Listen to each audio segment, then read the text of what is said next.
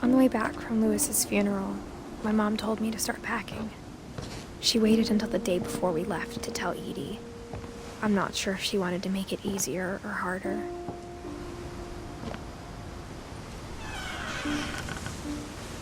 I wish we'd stayed.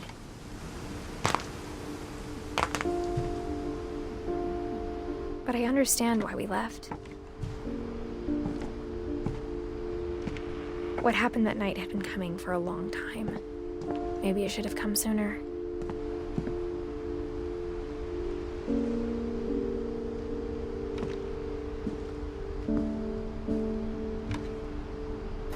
But it had to end one way or another. All that's left now is to tell you about that last night.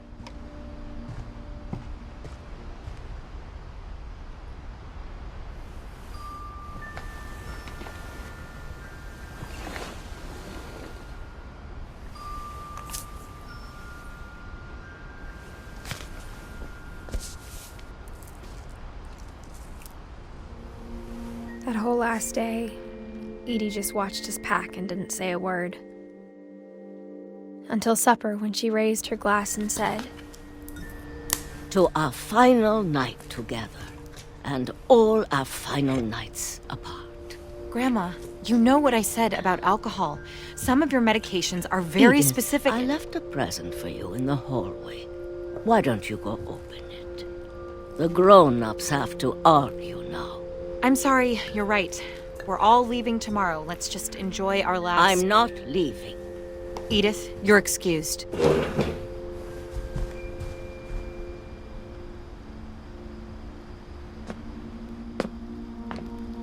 The power had been shut off that morning, but Edie always had plenty of candles. When my mom sealed the library, I don't think she knew about the other entrance, or that Edie had a key to it.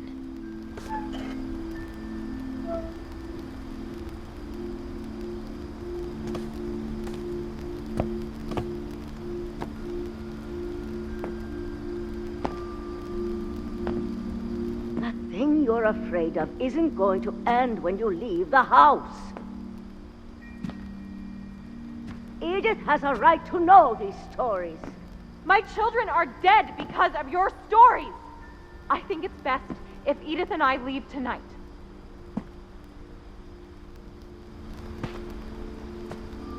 We'll have the nursing home send a van for you in the morning, okay?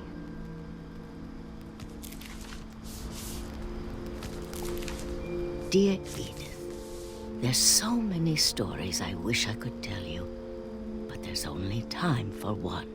This is about what happened on the night you were born. That night, the tide went way, way out.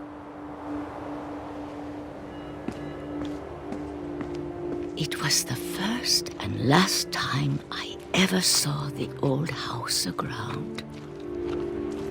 There'd been an earthquake out in the middle of the ocean. They called it the lowest tide in 1,000 years. God, it smelled awful. You know, I've seen that house every day of my life.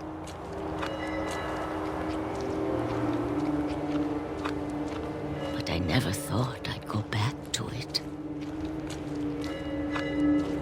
When the fog rolled in, I lost my way.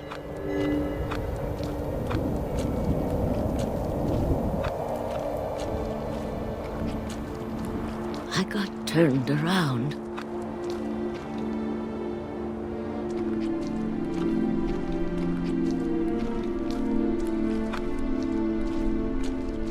I started seeing things.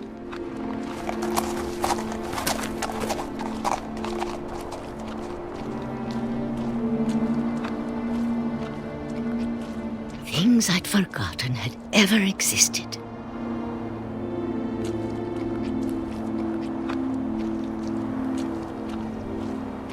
But when I saw them, they felt like old friends.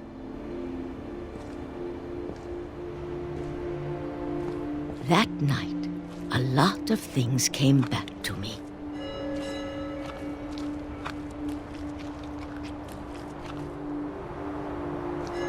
Or maybe I came back to them.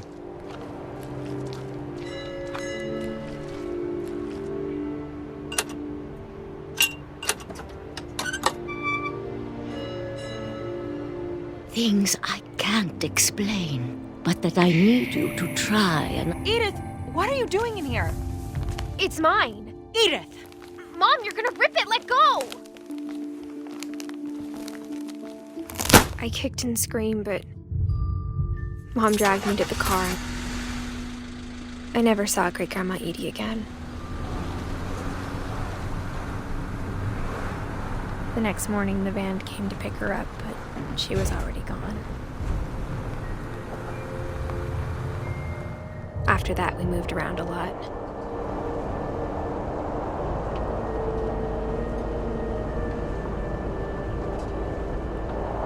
We both tried to make the best of it.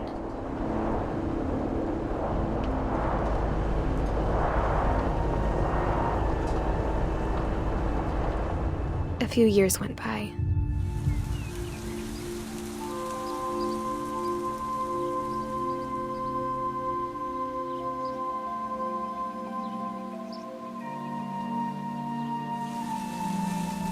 My mom didn't like to talk about it. But she started getting sick a lot. The rest happened pretty quickly. She got better for a while, and then she didn't.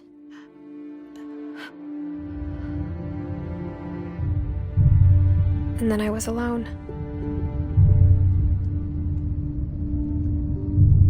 The last Finch left alive.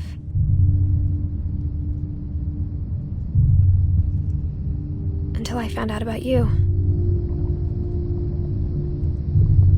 I'm still not sure what to tell you about all this. If we lived forever, maybe we'd have time to understand things. But as it is, I think the best we can do is try to open our eyes.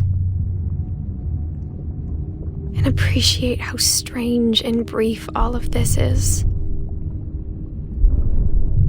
This journal was supposed to be for you.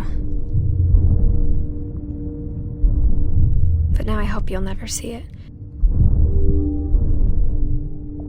I just want to meet you and tell you all these stories myself.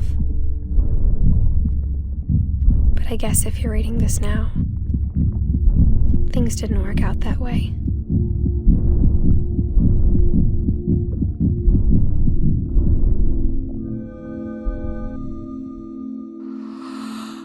This is where your story begins. I'm sorry I won't be there to see it. It's a lot to ask, but I don't want you to be sad that I'm gone. I want you to be amazed that any of us ever had a chance to be here at all. Good luck.